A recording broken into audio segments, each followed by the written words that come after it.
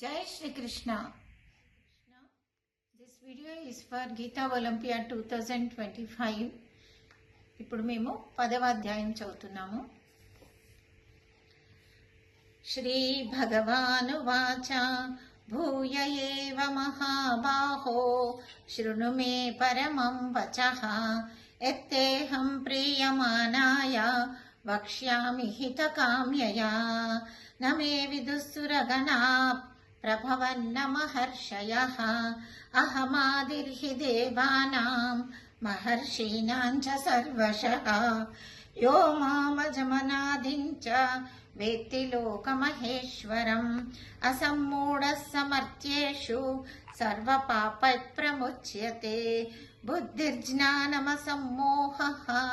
క్షమా సత్యం దమః శమః సుఖం దుఃఖం భవో భావో భయం చ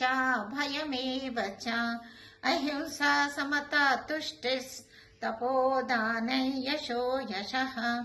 భవంతి భావా భూతానాం మత్త ఏవ పృథగ్విదాః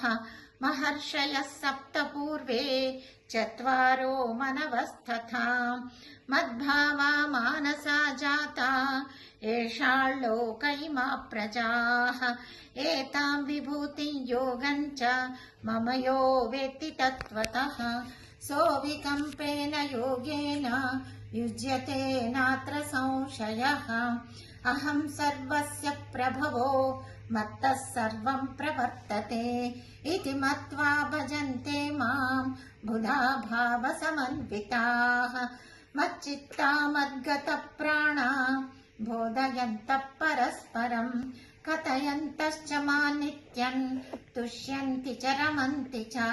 తేషాం సతతయుక్తానాం భజతాం ప్రీతిపూర్వకం దదామి బుద్ధియోగం తై येन मामुपयान्ति ते तेषामेवानुकम्पार्थम् अहमज्ञानजं तमः नाशयाम्यात्मभावस्थो ज्ञानदीपेन भास्वताम् अर्जुन उवाच परं ब्रह्म परं धाम पवित्रं परमं भवान् पुरुषं शाश्वतं दिव्यम् आदिदेवमजं विभुम् आहुस्त्वां ऋषयः सर्वे देवर्षिर्नारदस्तथा असितो देवलो व्यासः स्वयं चैव ब्रवीषि मे सर्वमेतद्धृतं मन्ये यन्मां वदसि केशव न हि ते भगवन् व्यक्तिं विदुर्देवानदानवाः स्वयमेवात्मनात्मानं वेत्तत्वं पुरुषोत्तम भूतभावन भूतेश देवदेव जगत्पते वक्तुमर्हस्य शेषेण दिव्या ह्यात्मविभूतयः याभिर्विभूतिभिर्लोकान् इमास्त्वं व्याप्य तिष्ठसि कथं विद्यामहं योगिंस्त्वं सदा परिचिन्तयन् केषु केषु च भावेषु चिन्त्योऽसि भगवन्मया विस्तरेणात्मनो योगं विभूतिं च जनार्दन भूयः कथय तृप्तिर्हि शृण्वतो नास्ति मे मृतम् श्रीभगवानुवाच हन्त ते कथयिष्यामि दिव्या ह्यात्मविभूतयः प्राधान्यतः कुरु श्रेष्ठ नास्त्यन्तो विस्तरस्य मे अहमात्मा गुडाकेश सर्वभूताशयस्थितः अहमादिश्च मध्यं च भूतानामन्त एव च आदित्यानामहं विष्णुर्ज्योतिषां रविरंशुमान् मरीचिर्मरुतामस्मि नक्षत्राणामहं शशी वेदानां सामवेदोऽस्मि देवानामस्मि वासवः इन्द्रियाणां मनश्चास्मि भूतानामस्मि चेतना रुद्राणां शङ्करश्चास्मि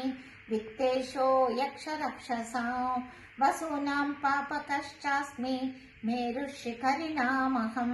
पुरोदसां च मुख्यं मां विद्धि पार्थ बृहस्पतिं सेनानीनामहं स्कन्दः सरसामस्मि सागरः महर्षीणां भृगुरहं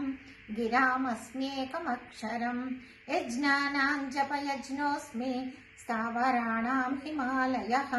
अश्वत्थः सर्ववृक्षाणां देवर्षीणां च नारदः गन्धर्वाणां चित्ररथः सिद्धानां कपिलो मुनिः उच्चैश्रवसमश्वानां विद्धि माममृतोद्भवम् ऐरावतं गजेन्द्राणां नराणां च नराधिपम्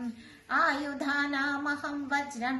धेनूनामस्मि कामधुक् प्रजनश्चास्मि कन्दर्पः सर्पाणामस्मि वासुकिः अनन्तश्चास्मि नागानां वरुणो यादसामहम् पितॄणामर्यमा चास्मि यमः संयमतामहम् प्रह्लादश्चास्मि दैत्यानां कालः कलयतामहम् मृगाणां च मृगेन्द्रोऽहं वैनतेयश्च पक्षिणां पवनः पवतामस्मि रामः शस्त्रभृतामहम् झषाणां मकरश्चास्मि स्रोतसामस्मि जाह्नवी सर्गाणामादिरन्तश्च मध्यं चैवाहमर्जुन अध्यात्मविद्याविद्यानां वादप्रवदतामहम् अक्षराणामकारोऽस्मि द्वन्द्वः सामासिकस्य च अहमेवाक्षयः कालो दाताहं विश्वतोमुखः मृत्युः सर्वहरश्चाहम् उद्भवश्च भविष्यताम् कीर्तिश्रीर्वाक्च नारीणां स्मृतिर्मेधा धृतिः क्षमा बृहः साम तथा साम्नां गायत्री छन्दसामहम् मासानां मार्गशीर्षोऽहम् ऋतूनां कुसुमाकरः द्यूतं चलयतामस्मि तेजस्तेजस्विनामहम् जयोऽस्मि व्यवसायोऽस्मि सत्यं सत्यवतामहम् वृष्णीनां वासुदेवोऽस्मि पाण्डवानां धनञ्जयः मुनीनामप्यहं व्यासः कवीनामुशना कविः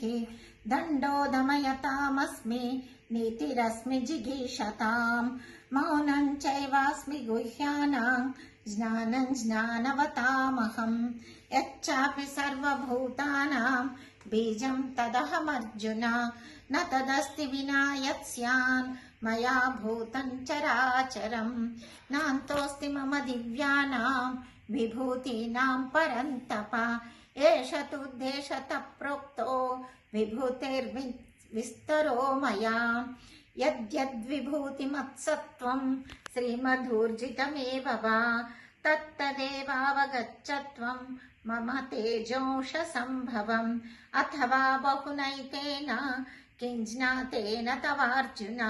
विष्टभ्याहमिदं कृत्स्नम् एकांशेन स्थितो जगत् ॐ तत्सदिति श्रीमद्भगवद्गीतासु उपनिषत्सु ब्रह्मविद्यायां योगशास्त्रे श्रीकृष्णार्जुनसंवादे विभूतियोगो नाम 10मोऽध्यायः।